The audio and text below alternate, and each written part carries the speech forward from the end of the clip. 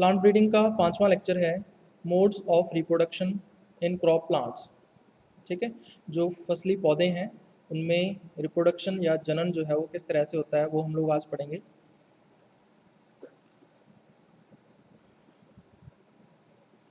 तो जो crop plants हैं या फसली पौधे हैं उनमें दो प्रकार का जनन जो है वो देखने को मिलता है।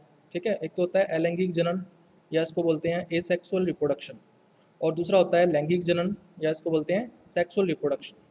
ठीक है, तो सबसे पहले हम लोग देखेंगे कि जो अलैंगिक जनन है या एसेक्सुअल रिप्रोडक्शन है वो क्या क्या होता है। ठीक है, तो इसमें क्या होता है भी, जब संतति पौधे का निर्माण नर व मादा युग्मक के संलयन के बिना होता है तो इसे हम लोग क्या बोलते हैं, अलैंगिक जनन बोलते हैं। ठीक है, तो इसमें बिना फर्टिलाइजेशन के या बिना निषेचन के पौधे का निर्माण हो जाएगा। ठीक है, तो ये जो रिप्रोडक्शन है या जनन है वो क्या कहलाएगा, अलैंगिक जनन कहलाएगा। ठीक है, अब ये जो अलैंगिक जनन है या एसेक्सुअल रिप्रोडक्शन है ये दो तरह का हो सकता है। इसको आगे दो टाइप्स में डिवाइड किया गया है, कायिक जनन जिसे वेजिटेटिव रिप्रोडक्शन भी बोलते हैं, और दूसरा है असंग जनन जिसको एपोमिक्सिस भी बोलते हैं। ठीक है, तो ये क्या चीज़ होते हैं वो हम लोग देखेंगे। सबसे पहले हम लोग बात करते हैं कायिक जनन या वेजिटेटिव रिप्रोडक्शन की। ठीक है, तो कायिक जनन में क्या होता है भाई, पौधे के किसी भी कायिक भाग से, ठीक है, प्लांट का कोई भी वेजिटेटिव पार्ट जो है, जैसे उसका स्टेम हो सकता है या उसकी लीफ हो सकती है, ठीक है, या उसकी रूट हो सकती है, तो ये क्या है, कायिक भाग है। तो कायिक भाग से अगर संतति पौधे का या प्रोजेनी प्लांट का डेवलपमेंट होता है या विकास होता है तो ये क्या कहलाएगा, कायिक जनन कहलाएगा। तो हमें करना क्या है, वेजिटेटिव पार्ट को या कायिक भाग को ज़मीन के अंदर या मृदा के अंदर बोना है। ठीक है, और उससे क्या हो जाएगा, नया प्लांट डेवलप हो जाएगा। तो ये क्या कहलाता है अभी, कायिक रिप्रोडक्शन, कायिक जनन या वेजिटेटिव रिप्रोडक्शन कहलाता है। अब ये कई तरह का होता है, जैसे आपने ये नाम पहले भी सुने होंगे, जैसे प्रकंद या इसको इंग्लिश में बोल देते हैं राइजोम।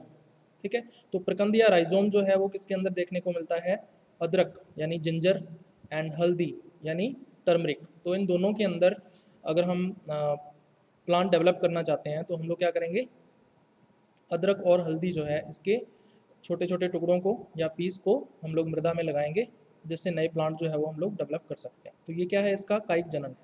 दूसरा कंद या इसको ट्यूबर्स भी बोल देते हैं। तो ट्यूबर्स किस में होता है अभी, आलू या पोटैटो के अंदर, है ना। तो हम लोग क्या करते हैं अभी, पोटैटो के छोटे छोटे टुकड़े कर लेते हैं और हर एक टुकड़े को अगर हम ज़मीन के अंदर बोते हैं या उगाते हैं तो क्या होगा, नए प्लांट्स जो हैं वो डेवलप हो जाएंगे। ठीक है, तो ये क्या है, उसके लिए कायिक जनन है।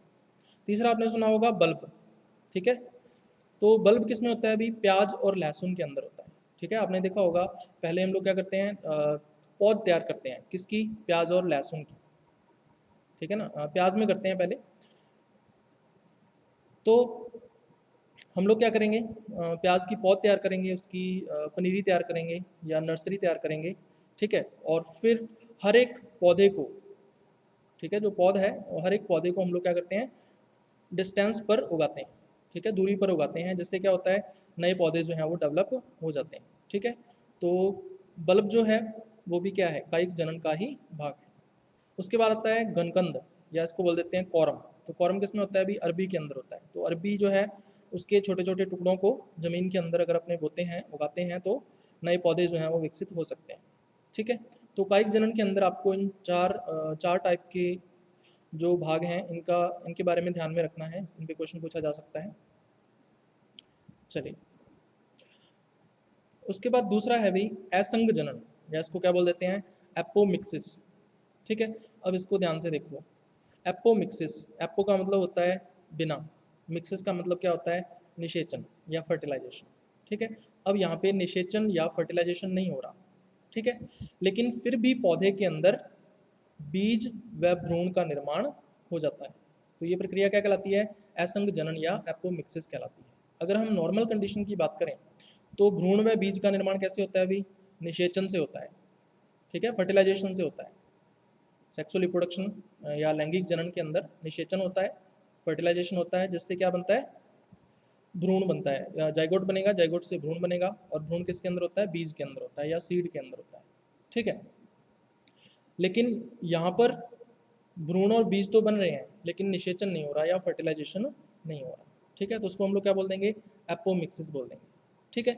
तो इसमें फिर भ्रूण कैसे बनेगा, क्योंकि जाइगोट तो बन ही नहीं रहा, निषेचन हो ही नहीं रहा, तो जो बीजांड होता है उसकी कोई भी कायिक कोशिका, ठीक है, कोई भी कायिक कोशिका जो है या सोमैटिक सेल जो है वो जाइगोट के समान कार्य करने लगती है, ठीक है, और यही जाइगोट जो है फिर आगे भ्रूण के रूप में या एम्ब्रियो के रूप में परिवर्तित हो जाता है, ठीक है। इसके फलस्वरूप बने जो संतति पौधे होते हैं, जो प्रोजेनी प्लांट्स होते हैं, उनको हम लोग क्या बोलते हैं, क्लोन्स बोलते हैं। क्लोन क्यों बोलते हैं अभी, क्योंकि इसके अंदर जो पौधा है वो एक ही जनक पौधे से विकसित हो रहा है, ठीक है, इसमें दो जनक पौधे जो हैं वो भाग नहीं ले रहे, ठीक है, निषेचन हो नहीं रहा, इसका मतलब रिकॉम्बिनेशन नहीं होगा, जीन विनिमय नहीं होगा, जीन विनिमय नहीं होगा तो इसका मतलब क्या होगा कि जो जीन प्रारूप है संतति पौधे का वो जनक पौधे के समान रहेगा, तो दोनों का जो जीन प्रारूप है या जीनोटाइप है वो आइडेंटिकल होता है, और इस तरह के जो संतति पौधे हैं वो क्या कहलाएंगे, फिर क्लोन्स कहलाएंगे, ठीक है। अब एपोमिक्सिस या असंग जनन जो है वो 3 तरह का हो सकता है, ठीक है, कौन कौन से हैं टाइप्स इसके। सबसे पहला है अपस्थानिक भ्रूणता, या इसको इंग्लिश में बोल देते हैं एडवेंटिव एम्ब्रियोनी, ठीक है, एडवेंटिव एम्ब्रियोनी। दूसरा टाइप है इसका अपबीजाणुकता, या इसको क्या बोल देते हैं हम लोग, एपोस्पोरी। तीसरा टाइप है द्विबीजाणुकता, या इसको इंग्लिश में क्या बोल देते हैं, डिप्लोस्पोरी।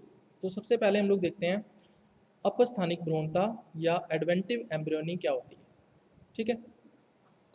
तो जब भ्रूण का विकास बीजांड की किसी कायिक कोशिका से बिना भ्रूणकोश बने होता है तो इसे क्या बोलते हैं हम लोग, अपस्थानिक भ्रूणता कहते हैं, ठीक है। अब डायग्राम के अंदर देखो आप, ये बीजांड की संरचना आपको दिख रही होगी। सबसे बाहर की तरफ क्या होता है, इसमें अध्यावरण होता है या इंटेगुमेंट होता है, उसके बाद न्यूसेलस हो जाएगा बिल्कुल सेंटर में, या इसको बीजांड काय भी बोल देते हैं। तो इन दोनों की कोशिकाएं कैसी होती हैं, द्विगुणित होती हैं, और ये कहलाएगा चलाजा, या इसको निभाग बोल देते हैं हिंदी के अंदर। तो ये भी कैसा होगा, डिप्लॉयड होगा। तो ये तीनों की तीनों क्या है, अभी कायिक भाग हैं, ठीक है ना। तो इसका मतलब इनकी जो कोशिकाएं हैं वो कैसी कहलाती हैं, कायिक कोशिकाएं कहलाती हैं। और कोशिकाएं कैसी हैं इनकी, द्विगुणित हैं या डिप्लॉयड हैं। तो कोई भी एक कोशिका जो है, चाहे अध्यावरण की एक कोशिका हो सकती है या बीजांडकाय की या निभाग की एक कोशिका, ठीक है, मॉडिफाई हो जाती है, रूपांतरित हो जाती है और जाइगोट के समान, ठीक है, कार्य करने लगती है। और ये जाइगोट फिर आगे परिवर्तित होगा किसके अंदर, भ्रूण के अंदर, और भ्रूण भी कैसा बनेगा, इससे द्विगुणित बन जाएगा, ठीक है। अब यहाँ पर ना तो गुरु बीजाणु है, मेगास्पोर यहाँ पे नहीं बन रहा, ठीक है। अगर मेगास्पोर नहीं बन रहा तो इसका मतलब जो भ्रूण कोश है या एम्ब्रियो सैक है उसका निर्माण भी यहाँ पर नहीं होगा। तो ये इसकी खास बात होती है, ठीक है। अपस्थानिक भ्रूणता किस में देखने को मिलती है, तो अपस्थानिक भ्रूणता जो है वो दो इसके एग्जाम्पल्स आपको ध्यान में रखने हैं। एक तो है नींबू सिट्रस और दूसरा है आम मैंगो के अंदर, ठीक है। तो इन दो प्लांट्स के अंदर एडवेंटिव एम्ब्रियोनी या अपस्थानिक भ्रूणता देखने को मिलती है। चलिए, उसके बाद दूसरा टाइप है एपोमिक्सिस का, अपबीजाणुकता, या इसको बोल देते हैं एपोस्पोरी, ठीक है। एपो का मतलब क्या होता है, बिना, स्पोरी मतलब स्पोर या बीजाणु, ठीक है। तो बीजाणु के बिना, कौन से बीजाणु के बिना, गुरु बीजाणु के बिना। इसका मतलब यहाँ पर गुरु बीजाणु का निर्माण नहीं होगा, ठीक है। तो इस लेकिन यहाँ पर क्या होता है, भ्रूण कोश या एम्ब्रियो सैक का निर्माण होता है, ठीक है ना। नॉर्मली क्या होता है, नॉर्मल कंडीशन में आपको बता रहा हूँ, सेक्सुअल रिप्रोडक्शन के अंदर या लैंगिक जनन के अंदर जो भ्रूण कोश है या एम्ब्रियो सैक है वो किससे डेवलप होता है, गुरु बीजाणु से या मेगास्पोर से डेवलप होता है। लेकिन यहाँ पर गुरु बीजाणु नहीं बन रहा, लेकिन भ्रूण कोश या एम्ब्रियो सैक बन जाता है। तो अब ये जो भ्रूण कोश या एम्ब्रियो सैक है ये किससे बनेगा, ये बनता है कायिक कोशिका से, ठीक है। जो बीजांड की या ओव्यूल की कायिक कोशिका है या सोमैटिक सेल है उससे समसूत्रण के द्वारा या समसूत्री विभाजन के द्वारा, माइटोसिस के द्वारा क्या बनता है, एम्ब्रियो सैक या भ्रूण कोश बन जाता है, ठीक है। तो अध्यावरण से बन सकता है या बीजांडकाय से बन सकता है या फिर निभाग से बन सकता है, ठीक है। इंटेगुमेंट और बीजांडकाय को क्या बोलते हैं, न्यूसेलस या फिर निभाग यानी कि चलाजा। तो इन तीनों की सेल्स जो हैं वो कैसी होती हैं, डिप्लॉयड होती हैं। तो इनकी किसी भी एक कोशिका से क्या डेवलप हो जाता है, भ्रूण कोश बन जाता है। अब देखो समसूत्री विभाजन हो रहा है या माइटोसिस हो रहा है, तो माइटोसिस हो रहा है तो इसका मतलब जो भ्रूण कोश के अंदर जितनी भी कोशिकाएं हैं या जितने भी केंद्रक होंगे वो सारे के सारे कैसे होंगे, द्विगुणित होंगे, ठीक है ना, क्योंकि यहाँ पे म्यूसिस या अर्धसूत्री विभाजन तो हो ही नहीं रहा। तो भ्रूण कोश की जो संरचना है वो हम लोग आगे भी पढ़ेंगे। इसके अंदर होता क्या है, अभी सहायक कोशिकाएं होती हैं, ठीक है, एक अंड कोशिका होती है, ध्रुवीय केंद्रक होते हैं दो, और प्रतिमुखी कोशिकाएं होती हैं, ठीक है, इनको अपने आगे भी देखेंगे। अब ये जो कोशिकाएं हैं, ठीक है ना, कोशिकाएं कौन कौन सी, सहायक कोशिका हो सकती है या अंड कोशिका हो सकती है या फिर प्रतिमुखी कोशिका हो सकती है। इन तीनों में से कोई भी एक कोशिका, ठीक है ना, प्रतिमुखी कोशिका को क्या बोलते हैं इंग्लिश में, एंटीपोडल सेल, ध्रुवीय केंद्रक यानी पोलर न्यूक्लियाई, अंड कोशिका यानी एग सेल, और सहायक कोशिका यानी सिनर्जिड्स, ठीक है। तो इनमें से कोई भी एक कोशिका जो है वो जाइगोट के समान कार्य करने लगती है, जाइगोट की तरह कार्य करेगी, और जाइगोट जो है फिर आगे परिवर्तित होता है किसके अंदर, समसूत्री विभाजन के द्वारा भ्रूण में परिवर्तित हो जाता है, ठीक है। तो ये है अपबीजाणुकता। और अपबीजाणुकता किस में देखने को मिलती है, तो एक एग्जाम्पल आपको ध्यान में रखना है, एक प्लांट है क्रैपिस, ठीक है, तो क्रैपिस प्लांट के अंदर अपबीजाणुकता या एपोस्पोरी देखने को मिलती है, ठीक है। उसके बाद फिर तीसरा टाइप है द्विबीजाणुकता, या फिर इसको इंग्लिश में हम लोग क्या बोलते हैं, डिप्लोस्पोरी।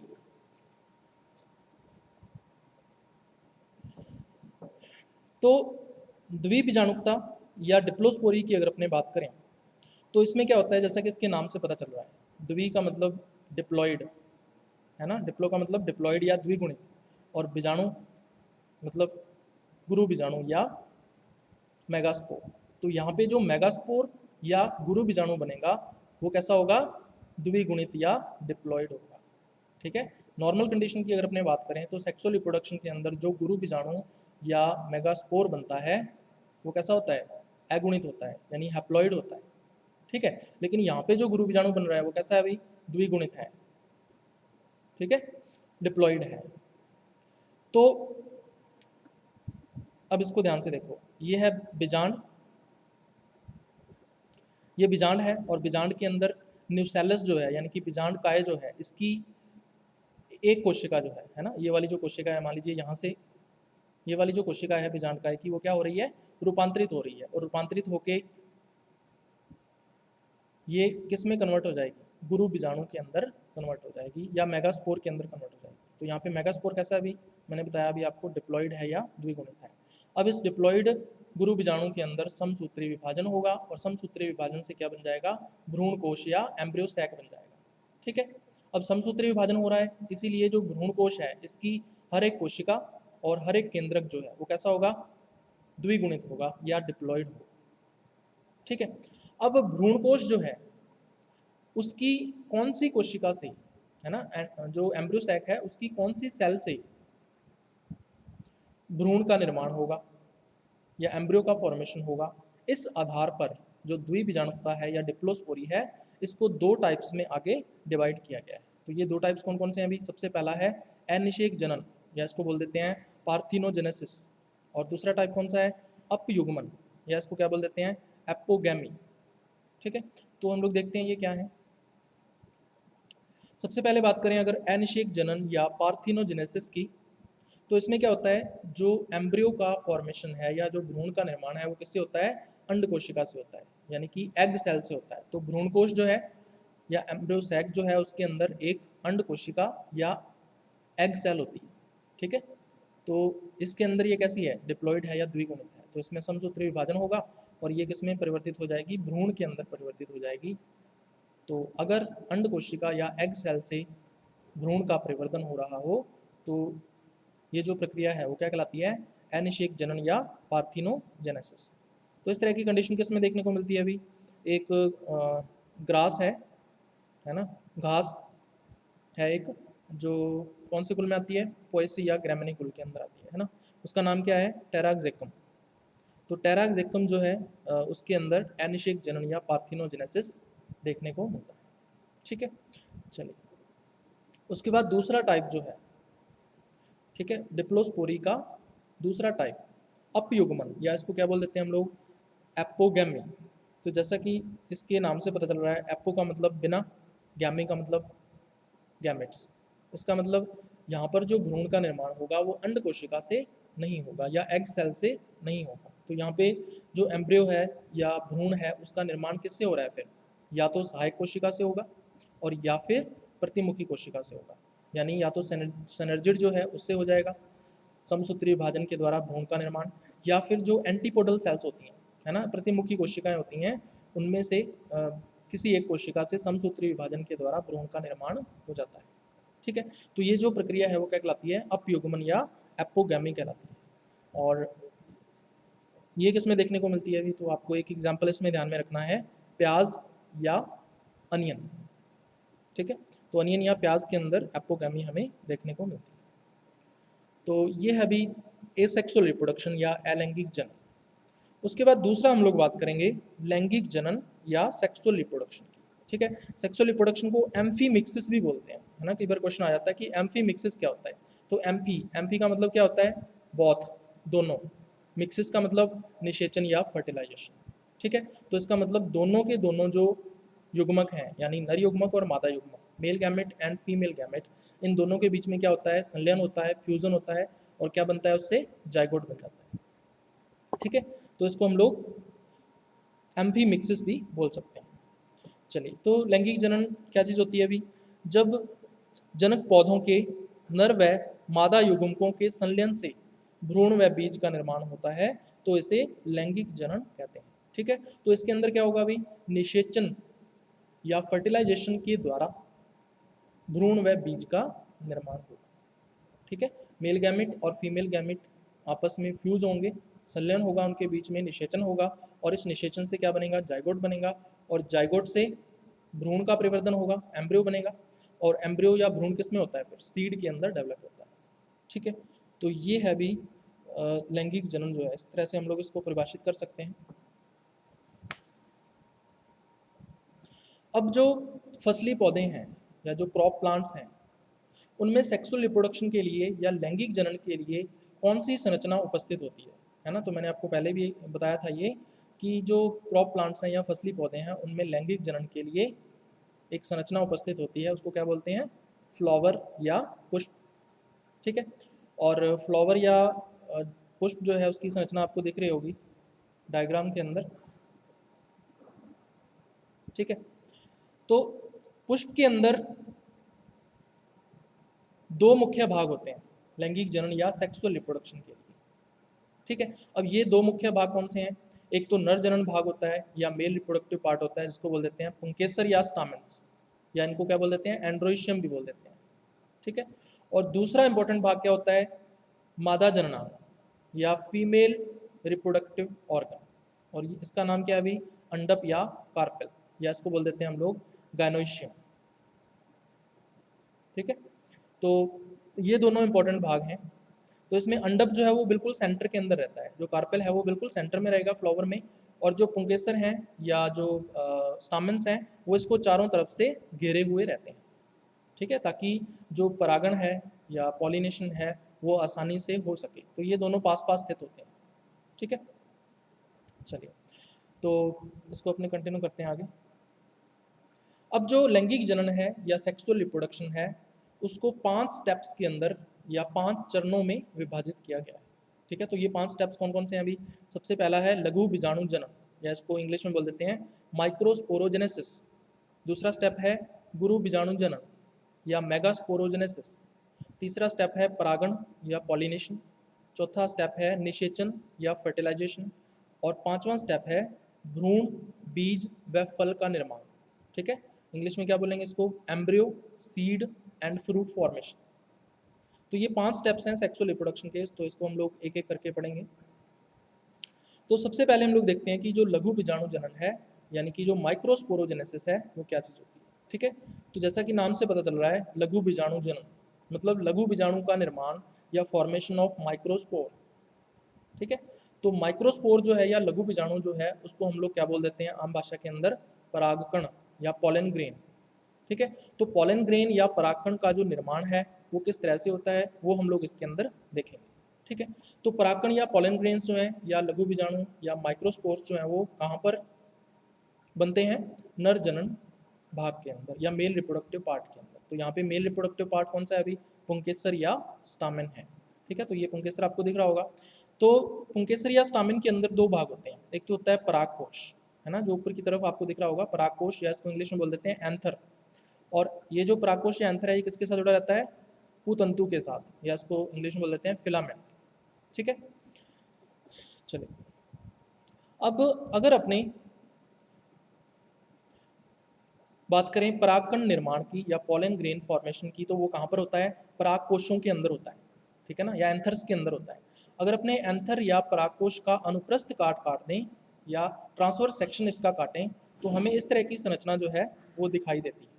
तो इसके चारों कोनों पर क्या होता है? अभी 4 सैक्स होते हैं। ठीक है, या हम कह सकते हैं 4 चैम्बर्स होते हैं। इन चैम्बर्स का नाम क्या है? अभी लघु बीजाणु धानियाँ, या इसको क्या बोल देते हैं? माइक्रोस्पोरेंजिया। तो लघु बीजाणु धानियाँ या माइक्रोस्पोरेंजिया के अंदर क्या होती हैं? इसके अंदर होती हैं लघु बीजाणु मात्र कोशिकाएं या माइक्रोस्पोर मदर सेल्स। ठीक है। तो ये जो लघु बीजाणु मात्र कोशिकाएं हैं या माइक्रोस्पोर मदर सेल्स हैं, ये कैसी होंगी? डिप्लॉइड होंगी या द्विगुणित होंगी। ठीक है। इनसे फिर आगे चलकर माइक्रोस्पोर या जो लघु बीजाणु है उनका निर्माण होगा। तो उनका निर्माण किस तरह से होता है वो हम लोग देख लेते हैं। चलो इसको आगे कंटिन्यू करते हैं। तो यहाँ पर आपको दिख रही होगी लघु बीजाणु मात्र कोशिका या माइक्रोस्पोर मदर सेल। ठीक है। हमने एक लघु बीजाणु मात्र कोशिका या माइक्रोस्पोर मदर सेल ले ली जो कि कैसी है? डिप्लॉइड है। अब इसमें मियोसिस होगा, ठीक है ना, या अर्धसूत्री विभाजन होगा। और अर्धसूत्री विभाजन जो है वो 2 स्टेप्स के अंदर होता है ना, meiosis first and meiosis second, या हिंदी में बोलें तो अर्धसूत्री विभाजन फर्स्ट और अर्धसूत्री विभाजन सेकंड। तो सबसे पहले अर्धसूत्री विभाजन फर्स्ट होगा, तो इसके अंदर क्या बन जाएगा? अभी 2 सेल्स बन जाएंगी या 2 कोशिकाएं बन जाएंगी। एक कोशिका से कितनी बन गई? 2 कोशिकाएं बन गई। और ये दोनों की दोनों जो कोशिकाएं हैं वो एक दूसरे के साथ जुड़ी हुई रहती हैं, और इस अवस्था को हम लोग क्या बोल देते हैं? द्विशक, या इसको इंग्लिश में क्या बोलेंगे? डायाड। ठीक है। तो डायाड बन गया। अब दूसरा अर्धसूत्री विभाजन होगा मियोसिस सेकंड, या इसको बोल देते हैं अर्धसूत्री विभाजन द्वितीय। तो इससे क्या होगा? अभी 4 कोशिकाएं बन जाएगी, और ये चारों की चारों कोशिकाएं आपस में जुड़ी हुई अवस्था के अंदर रहती हैं। और इस तरह की जो संरचना है वो क्या कहलाएगी? चतुष्क या टेट्राड। ठीक है। तो उसको क्या बोल देते हैं हम लोग? माइक्रोस्पोर टेट्राड या लघु बीजाणु चतुष्क बोल देते हैं। जब ये परिपक्व हो जाएंगे पूरी तरह से, ठीक है, तो ये एक दूसरे से क्या हो जाएंगे? पृथक हो जाएंगे, इनका पृथक्करण हो जाएगा, यानी कि अलग अलग हो जाएंगे। तो एक जो कोशिका है उसको हम लोग क्या बोलेंगे? लघु बीजाणु या माइक्रोस्पोर बोलेंगे। और ये कैसा होगा? अभी अगुणित या हैप्लॉइड होगा। अब इसका जो केंद्रक है इसमें समसूत्री विभाजन होगा या माइटोसिस होगा, और माइटोसिस होने से 2 केंद्रक बन जाएंगे। ठीक है। तो एक कोशिका के अंदर 2 केंद्रक बन गए। अब हम इस लघु बीजाणु को क्या बोलेंगे? परागकण या पॉलन ग्रेन बोलेंगे। ठीक है। तो इसके दोनों के दोनों जो केंद्रक हैं या नर केंद्रक हैं, ये कैसे होते हैं? अगुणित होते हैं। ठीक है। तो एक परागकण या पॉलन ग्रेन के अंदर 2 नर केंद्रक उपस्थित होते हैं। ठीक है। तो इस तरह से परागकण या पॉलन ग्रेन का निर्माण होता है। तो ये जो प्रक्रिया है वो क्या कहलाती है? अभी लघु बीजाणु जनन या माइक्रोस्पोरोजेनेसिस। ठीक है। चलिए उसके बाद दूसरा स्टेप जो है सेक्सुअल रिप्रोडक्शन या लैंगिक जनन का दूसरा जो स्टेप है वो क्या है? गुरु बीजाणु जनन, या इसको क्या बोल देते हैं? मेगास्पोरोजेनेसिस। ठीक है। और हमें पता है कि जो मेगास्पोरोजेनेसिस है यानी गुरु बीजाणु का जो निर्माण है, मेगास्पोर का जो फॉर्मेशन है वो कहाँ पर होता है? मादा जनन भाग के अंदर या फीमेल रिप्रोडक्टिव पार्ट में होता है। और फीमेल रिप्रोडक्टिव पार्ट कौन सा है अभी पौधे के अंदर? कार्पेल या अंडक। तो इस अंडक के अंदर 3 भाग होते हैं अभी। ऊपर वर्तिकाग्र या इसको बोल देते हैं स्टिग्मा, उसके बाद नीचे इलोंगेट स्ट्रक्चर होती है, इसको बोल देते हैं वर्तिका या स्टाइल, और सबसे नीचे की तरफ फूला हुआ भाग होता है, इसको बोल देते हैं अंडाशय या ओवेरी। ठीक है। और इसके अंदर, इस अंडाशय के अंदर क्या उपस्थित होते हैं? बीजांड उपस्थित होते हैं या ओव्यूल्स जो हैं वो उपस्थित होते हैं। तो ये किस पर लगे रहते हैं? प्लासेंटा पर लगे हुए रहते हैं। ठीक है। तो इस तरह से आपको ये बीजांड दिख रहे होंगे।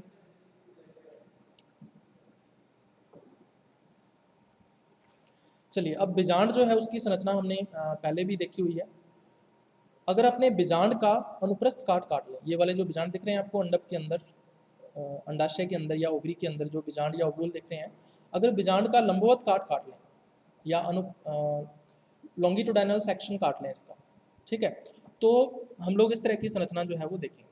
ठीक है, सबसे बाहर की तरफ मैंने आपको बताया था क्या होते हैं अभी, इंटेगुमेंट या इसका अध्यावरण होता है, और बिल्कुल सेंटर में क्या होता है, बीजांड काय या क्या होता है, न्यूसेलस। तो बीजांड काय या न्यूसेलस की जो माइक्रोपाइल के पास वाली कोशिका होती है, माइक्रोपाइल के पास स्थित कोई भी एक कोशिका जो है, माइक्रोपाइल कौन सा हो जाएगा, ये वाला जो है, ठीक है, ये वाला भाग क्या कहलाता है, इसका माइक्रोपाइल कहलाता है। तो एक छिद्र समान संरचना है ये, या एक पोर लाइक स्ट्रक्चर है, इसको माइक्रोपाइल बोल देते हैं। तो इसके पास स्थित कोई भी एक कोशिका जो है वो रूपांतरित हो जाती है, और किस में परिवर्तित हो जाती है, गुरु बीजाणु मात्र कोशिका के अंदर, या हम क्या कह सकते हैं इसको, मेगास्पोर मदर सेल के अंदर ये कन्वर्ट हो जाती है। तो ये है कैसी भी डिप्लॉयड है, क्योंकि इससे आगे चलकर क्या बनेगा, गुरु बीजाणु या मेगास्पोर बनेगा। ठीक है, चलिए, तो अब इसको अपने कंटिन्यू करते हैं आगे। एक गुरु बीजाणु मात्र कोशिका है, इस गुरु बीजाणु मात्र कोशिका से आगे किस तरह से गुरु बीजाणु या मेगास्पोर का फॉर्मेशन होता है वो हम लोग देखते हैं आगे। तो हमने क्या किया, अभी एक गुरु बीजाणु ले लिया, गुरु बीजाणु मात्र कोशिका ली एक, या मेगास्पोर मदर सेल ले ली हमने एक, जो कैसी है, डिप्लॉयड है। तो इसके अंदर फिर से क्या होगा, अभी अर्धसूत्री विभाजन या म्योसिस होगा, और म्योसिस जो है वो दो पार्ट्स में होता है। सबसे पहले म्योसिस फर्स्ट होगा, यानी अर्धसूत्री विभाजन फर्स्ट, और फिर क्या होगा, म्योसिस सेकंड होगा, यानी अर्धसूत्री विभाजन सेकंड। तो सबसे पहले अर्धसूत्रण फर्स्ट हो रहा है या म्योसिस फर्स्ट हो रहा है, तो जिससे क्या बन जाएगा, दो कोशिकाएं बन जाएंगी, और ये दोनों की दोनों कोशिकाएं आपस में क्या हैं, जुड़ी हुई हैं, और इसको क्या बोल देते हैं हम लोग, द्विशक या डायाड बोल देते हैं। उसके बाद अर्धसूत्रण सेकंड होगा या म्योसिस सेकंड होगा, तो उसके बाद चार कोशिकाएं बन जाएंगी, और ये चारों कोशिकाएं रेखीय क्रम में आपस में जुड़ी हुई रहेंगी, या लीनियर सीक्वेंस के अंदर ये आपस में जुड़ी हुई रहती हैं। ठीक है, और इसको क्या बोल देते हैं हम लोग, चतुष्क या टेट्राड बोल देते हैं। ठीक है, और या फिर इसको क्या बोलते हैं, मेगास्पोर टेट्राड। ठीक है, गुरु बीजाणु चतुष्क। और ये हमेशा ध्यान रखना, जो एंजियोस्पर्म्स हैं, है ना, यानी कि जो अवृतबीजी पादप हैं, उनका जो मेगास्पोर टेट्राड है, यानी कि जो गुरु बीजाणु चतुष्क है, वो हमेशा कैसा होता है, रेखीय होता है। ठीक है, तो ये खास बात है जो याद रखनी है आपको। और जितने भी क्रॉप प्लांट्स या फसली पौधों के बारे में हम लोग पढ़ते हैं, वो सारे के सारे कैसे हैं, अवर्तबीजी पौधे हैं, एंजियोस्पर्म्स हैं। चलिए, अब ये जो चार गुरु बीजाणु बने हैं, है ना, ये चार गुरु बीजाणु हैं, देखो, इन चारों में से जो ऊपर वाले तीन गुरु बीजाणु हैं वो नष्ट हो जाते हैं या डिस्ट्रॉय हो जाते हैं, और सिर्फ एक ही गुरु बीजाणु बचता है। ठीक है, नीचे वाला जो गुरु बीजाणु है, सिर्फ एक ही गुरु बीजाणु बचेगा। ठीक है, ये कैसा होगा, अभी हैप्लॉइड होगा या एगोनित होगा। तो सिर्फ लोअर जो मेगास्पोर है वही बचता है, ऊपर वाले जो तीन मेगास्पोर्स हैं वो क्या हो जाते हैं, डिस्ट्रॉय हो जाते हैं। ठीक है, चलिए, अब इसको आगे कंटिन्यू करते हैं अपने। अब ये जो गुरु बीजाणु है, ठीक है, या मेगास्पोर है, इससे आगे चलकर क्या बनना है, इससे आगे चलकर बनना है भ्रूण कोश या एम्ब्रियोसैक। तो एम्ब्रियोसैक का जो निर्माण है वो किस तरह से होगा वो हम लोग देखेंगे। ठीक है, तो इसमें क्या होता है, अभी तीन समसूत्री विभाजन होते हैं। ये जो गुरु बीजाणु है या मेगास्पोर है, इसके केंद्रक के अंदर या न्यूक्लियस के अंदर तीन सक्सेसिव माइटोसिस होते हैं, या तीन लगातार समसूत्री विभाजन होते हैं, जिससे इसके अंदर 8 केंद्र की अवस्था बन जाती है। ठीक है, तो सबसे पहले पहला समसूत्री विभाजन या माइटोसिस हुआ, जिससे क्या बन जाएंगे, 2 केंद्रक बन जाएंगे इसके अंदर। फिर इन दोनों के अंदर एक समसूत्री विभाजन होगा, तो 4 केंद्रक बन जाएंगे इसके अंदर। और फिर से एक समसूत्री विभाजन होगा या माइटोसिस होगा, तो 4 से कितने बनेंगे, 8 केंद्रक बन जाएंगे। तो 8 केंद्र की अवस्था बन गई। ठीक है, अब क्या होगा, कोशिकाओं का निर्माण होगा। ये जो केंद्रक हैं, इनके चारों ओर कोशिका द्रव्य व जो प्लाज्मा झिल्ली है उसका निर्माण हो जाता है, जिससे ये सेल्स या कोशिकाओं में परिवर्तित हो जाते हैं। तो ये मैच्योर भ्रूण कोश या जो परिपक्व एम्ब्रियोसैक है उसके अंदर ये परिवर्तित हो जाएगा। ठीक है, तो ये भ्रूण कोश या एम्ब्रियोसैक है। अब इसके अंदर हम लोग बात कर लेते हैं कौन कौन सी कोशिकाएं और केंद्रक होते हैं। तो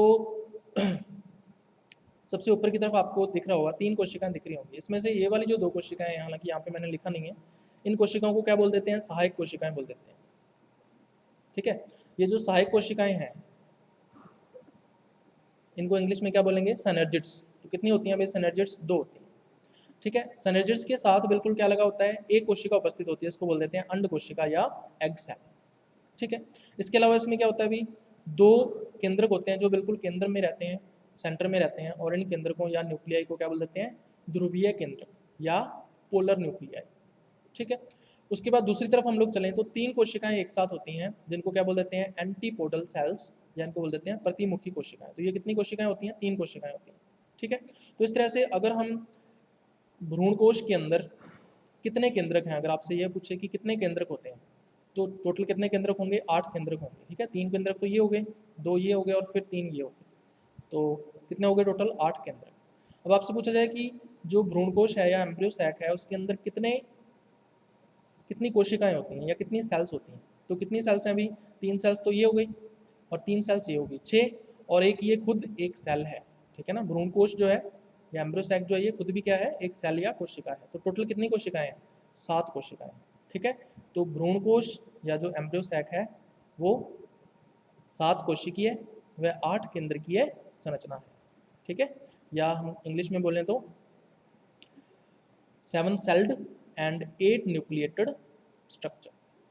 ठीक है। तो इस तरह से हमने गुरु बीजाणु या मेगास्पोर से क्या बनाया है, भ्रूणकोश का निर्माण किया है। ठीक है। अब हम लोग ये जो भ्रूणकोश है, ये जो जो एम्ब्रियो सैक है, ये कहाँ पर बन रहा है, कहाँ पर बना है ये बना है बीजांड के अंदर। ठीक है। या ओव्यूल के अंदर। तो अब जो ओव्यूल या बीजांड है वो पूरी तरह से क्या हो जाता है, परिपक्व हो जाता है या मैच्योर हो जाता है। तो इसकी संरचना अगर अपने देखें तो इस तरह से ये बीजांड की संरचना है या ओव्यूल की स्ट्रक्चर है। तो इसके पार्ट्स मैं आपको बता देता हूँ। इसका जो स्टॉक है या व्रंत है वो क्या कहलाता है, बीजांड व्रंत कहलाता है। बीजांड व्रंत के ठीक ऊपर की तरफ क्या होता है, चलाजा या निभाग इसको बोल देते हैं। ठीक है। और इसके अलावा अध्यावरण या इसको इंटेगुमेंट बोल देते हैं, इसका जो आवरण है। और ये जो पोर या छिद्र होता है इसको बोल देते हैं बीजांड द्वार, या इसको इंग्लिश में क्या बोल देते हैं, माइक्रोपाइल। ठीक है।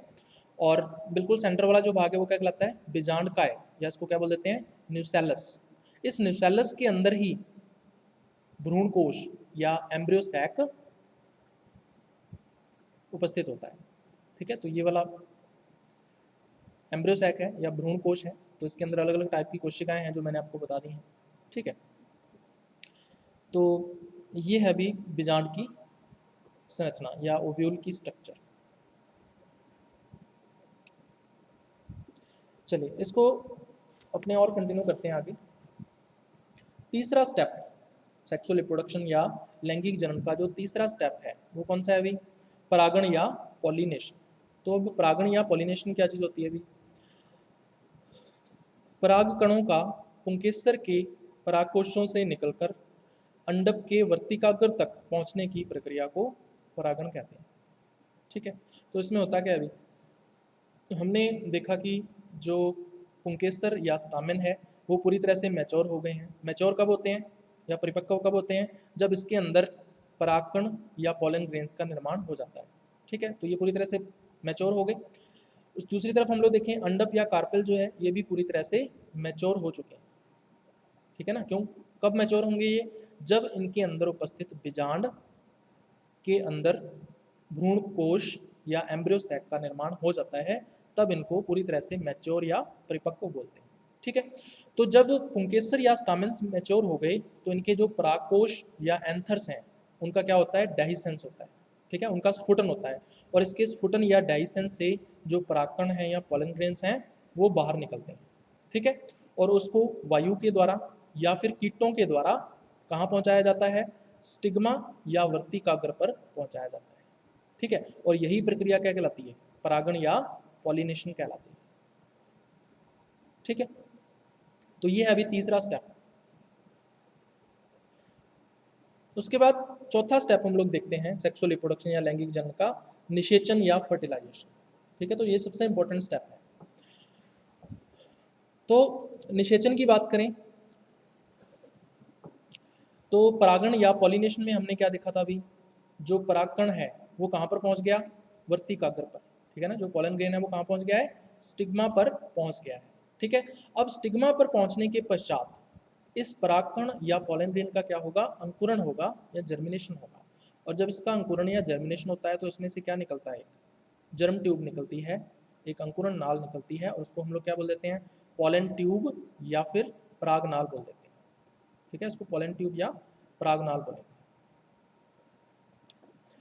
तो ये परागनाल जो है वो किसको भेजती है, अभी स्टिग्मा या वर्तिकाग्र को भेद कर स्टाइल की तरफ यानी कि वर्तिका की तरफ जाना शुरू कर देती है। ठीक है, और आगे की तरफ ये वृद्धि करती जाएगी और फाइनली या लास्ट में ये कहाँ पहुँच जाएगी, बीजांड तक पहुँच जाएगी। बीजांड कहाँ पे है अभी, अंडाशय के अंदर या ओवरी के अंदर है, तो बीजांड या ओव्यूल तक ये पहुँच जाती है। ठीक है, चलिए उसके बाद फिर उसके आगे क्या होता है। अब ये जो परागनाल है, ठीक है, ये आगे कहाँ प्रवेश करती है, अभी ये प्रवेश करती है बीजांड के अंदर, और बीजांड के अंदर फिर ये कहाँ जाएगी, भ्रूण कोश या एम्ब्रियो सैक के अंदर जाएगी। ठीक है, तो ये भ्रूण कोश है या एम्ब्रियो सैक है, तो इसके अंदर परागनाल या पॉलन ट्यूब जो है वो पहुंच चुकी है। तो यहाँ पे जाके करती क्या है, ये इसके साथ जो नर केंद्रक या मेल न्यूक्लियस आए थे उनको ये कहाँ छोड़ देती है, भ्रूणकोश या एम्ब्रियो सैक के अंदर छोड़ देती है। ठीक है, छोड़ दिया, तो इसका जो काम है वो पूरा हो जाता है। उसके बाद धीरे धीरे क्या करती है, जो पराग नाल है या पॉलन ट्यूब है वो धीरे धीरे क्या हो जाती है, नष्ट हो जाती है। ठीक है,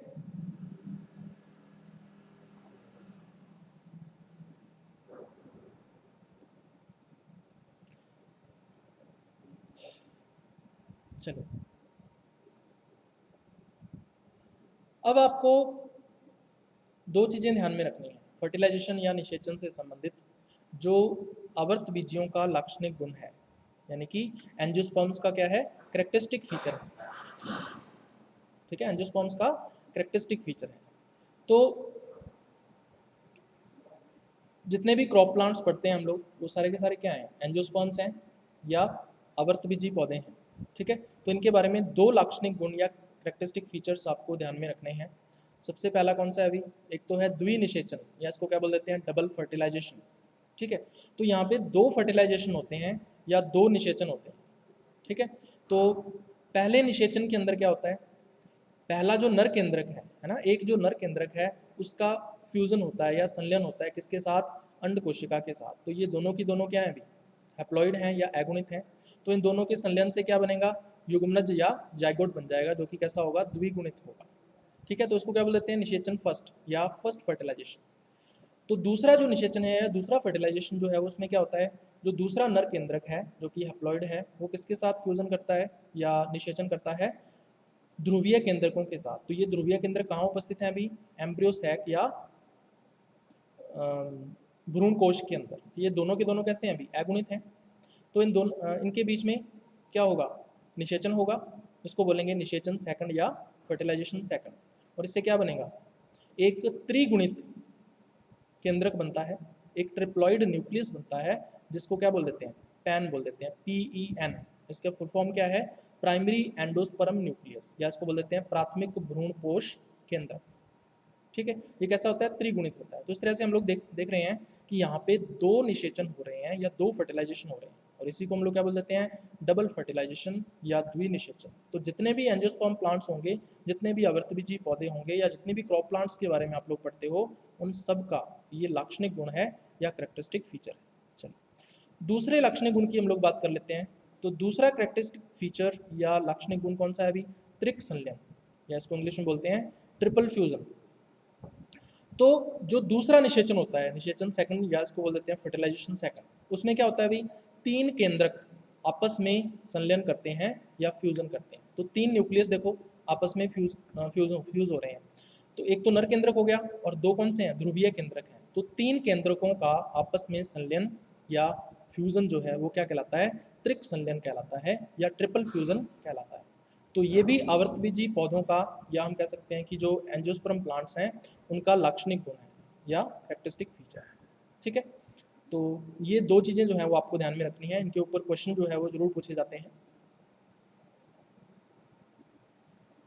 चलिए उसके बाद लास्ट स्टेप है सेक्सुअल रिप्रोडक्शन का, भ्रूण बीज व फल का निर्माण, यानी embryo, seed and fruit formation. ठीक है, तो अब जो जाइगोट बना है, ठीक है,